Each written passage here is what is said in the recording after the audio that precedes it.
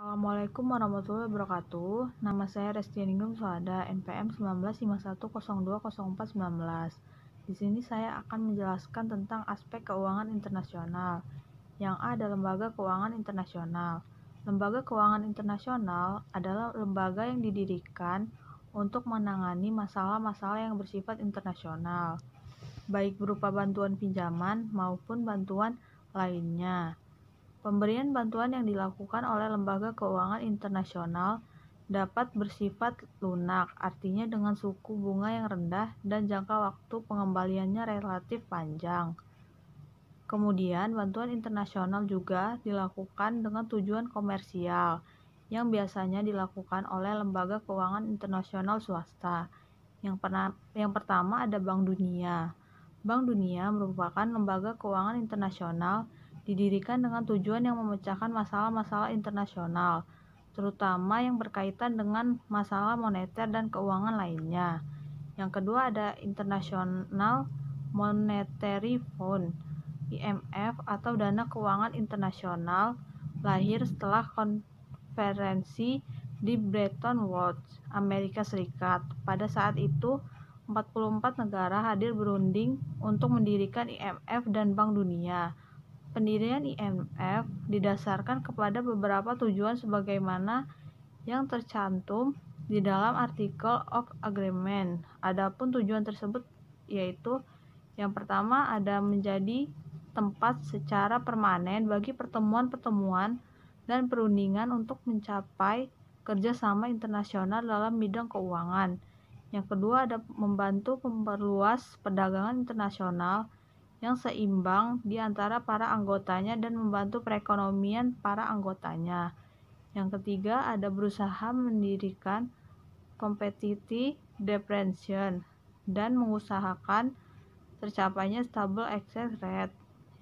Yang keempat ada menghilangkan exchange restriction. Yang kelima ada membantu para anggota yang mengalami kesukaran dan pinjaman luar negeri agar jangan mengambil tindakan-tindakan yang dapat merugikan negara yang bersangkutan dan negara lainnya. Yang ketiga ada Bank Pembangunan Asia. Bank Pembangunan Asia dalam rangka memberikan bantuan keuangan kepada negara-negara di Asia. Bank membangunkan Asia didirikan pada tahun 1966 sebagai rasa solidaritas bangsa-bangsa di Asia yang sangat memerlukan dana bagi pembangunan negaranya. Tujuan pendirian Bank Asia lebih didasarkan dalam rangka kerjasama ekonomi dan pembangunan akibat sulitnya memperoleh bantuan dari negara. Assalamualaikum warahmatullahi wabarakatuh. Saya Chania Anggita Putri, NPM 1951020035.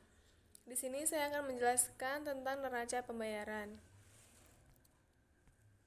Neraca pembayaran, pencatatan secara sistematis semua transaksi ekonomi antara penduduk suatu negara dan penduduk negara lain yang menimbulkan pembayaran antar negara dalam jangka waktu tertentu, biasanya 1 tahun.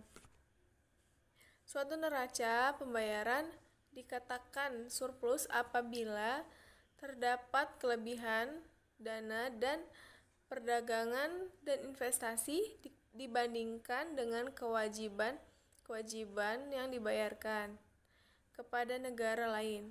Akibatnya, terjadi suatu apresiasi nilai mata uang negara tersebut terhadap nilai mata uang negara lain.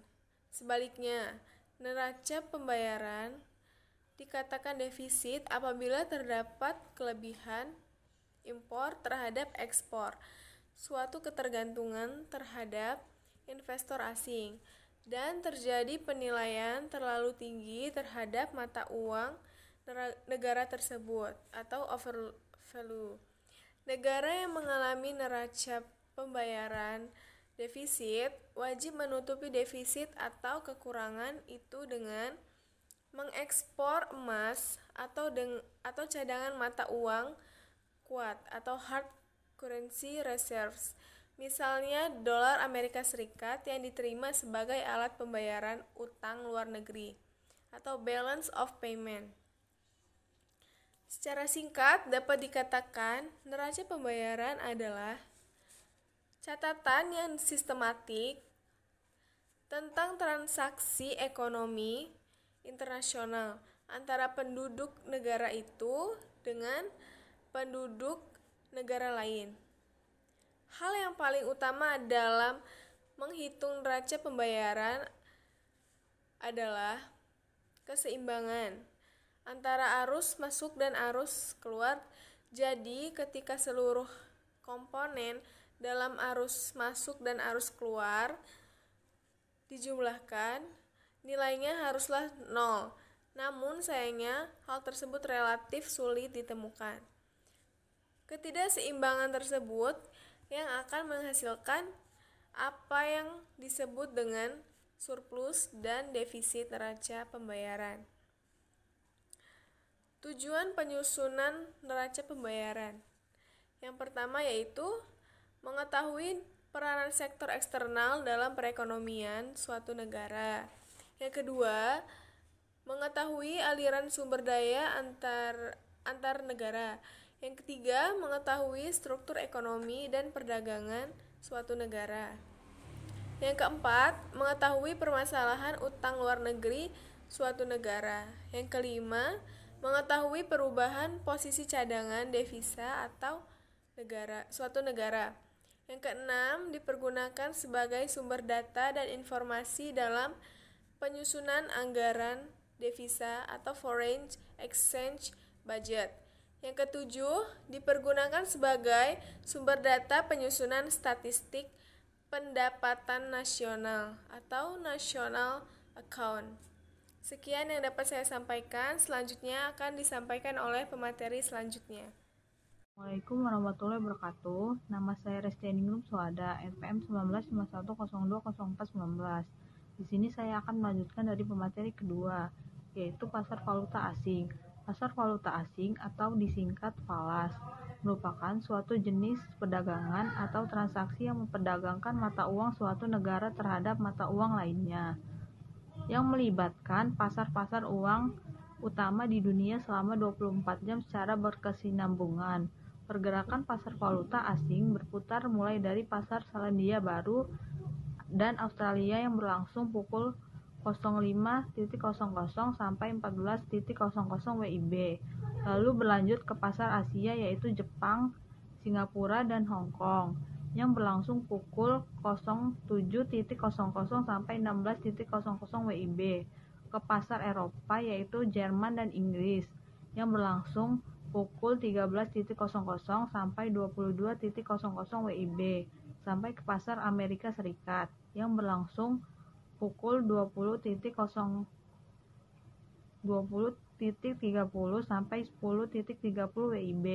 Dalam perkembangan sejarahnya, bank sentral milik negara-negara dengan cadangan mata uang asing yang terbesar sekalipun dapat dikalahkan oleh kekuatan pasar valuta yang bebas. Menurut survei BIS yang dilakukan pada akhir 2004, nilai transaksi pasar valuta asing mencapai lebih dari USD 1,4 triliun per harinya. Sekian penjelasan dari saya. Wassalamualaikum warahmatullahi wabarakatuh.